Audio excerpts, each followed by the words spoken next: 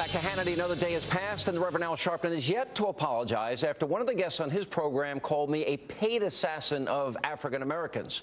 However, the Reverend did make another ridiculous and false claim about yours truly during his radio show today. Let's get you up to speed. What is interesting to me about those on the right is they want to have a limited discussion. I'm prepared, as I know you are and others, to discuss all of it, from responsibility to what is wrong in terms of equality. They only want to discuss responsibility. So why do they want a limited discussion? And why do they want to choose who can be in the discussion? You know, one of the things that I've been criticized for, I've had Bill O'Reilly, Sean Hannity, all of them to National Action Network convention. They all of a sudden don't want to talk to certain of us. We're hucksters. Well, why do they come to hucksters conventions and deal with hucksters affairs? I mean, it's so ludicrous that they want to decide, we'll decide what we're going to talk about, we'll decide who's in the discussion, but you guys are being divisive. You know, it's so clear and apparent that they don't really want to have a true and honest discussion. Reverend, I went there, I discussed with you, debated you, and here I am today. Here with reaction to this much more, Fox News contributor Michelle Malkin. I got a question. You think Al Sharpton's ever created a job with all this activism? Has he prevented a life from being taken with all this activism? Has he united anybody? Has he solved any problems among any groups over the years that you know of, Michelle? Al Sharpton has blood on his hands. He's ruined lives. He's been one of the worst purveyors of racial divisiveness and hate in my lifetime. And how can you expect an ounce of honor from a man who doesn't have it? Certainly he's not going to go out of his way to try and defend yours or to be a stand-up guy.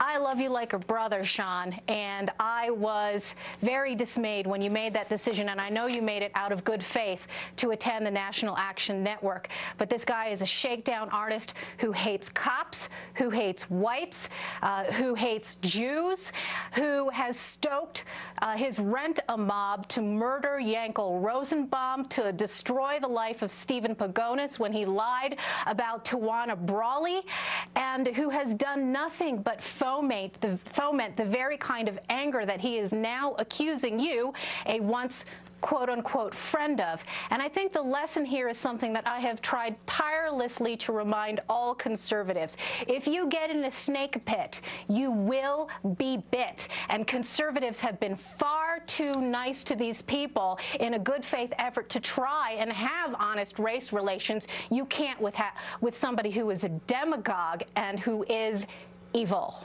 You know, maybe you're right. Maybe I made a mistake, and I'm willing to. But I've got to tell you, especially the first debate, and we aired it here on Fox, I confronted him with all his comments about, you know, for a Jewish man to pin his yarmulke on backwards, and the white interloper comment that he made at Freddy's at 125th Street, which resulted in deaths. Yes. And you know what? I'm going to say to him, if this is a battle he wants to fight every day, I'm going to remind everybody, not of one isolated incident, but of a history of vitriol out of his mouth. For example.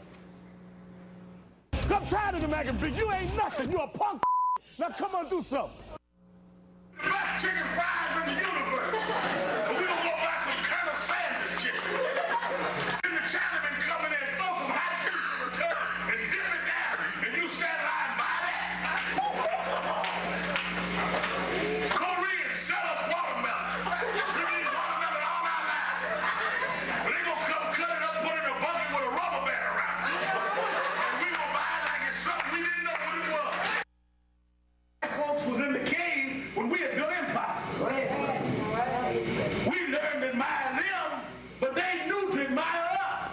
We built pyramids before Donald Trump ever knew what architecture was. We taught philosophy and astrology and mathematics before Socrates and them Greek ever got around. David, yes. You want to be the only on television, the only in the newspaper, the only can talk. Don't cover them. Don't talk to them, because you got the only problem. Because you know if a black man stood up next to you, if it wasn't so sad and incendiary, it would almost be like a Saturday Night Live skit. It's so over the top. It's chilling is what it is, because in an era where we're supposed to take Martin Luther King's words to heart about judging people by the content of their character, not the color of their skin, all this man has done is enrich himself by fomenting more racial division. And it should be known that in addition to that long string and history of racial hate and demagoguery, that the National Action Network itself is nothing more than a shakedown vehicle to buy legitimacy. And you have the fact that everyone from President George Bush to Newt Gingrich to Al Gore to every Democratic presidential candidate in the 2008 election and preceding it has kissed the ring of this race charlatan. And now he has reinvented himself. He thinks he can lose weight, put pancake makeup on, and all of a sudden he's respectable. You do that, Sean, and you remind people every day of where this man came from and warn people not to make the mistake of being an enabler of Al Sharpton, but be a disabler of his demagoguery. Just so you know, I've tried Michelle, to do it as much as often over the last 20 years, and I know you have too, Sean. I brought those tapes with me when I debated him.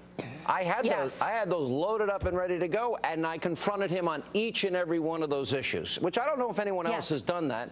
And we've got the tape. We can go back to that one day. What do you make of the fact that NBC News, Tom Brokaw, Matt Lauer, the $25 million man, Brian Williams, he is now a host on their news channel?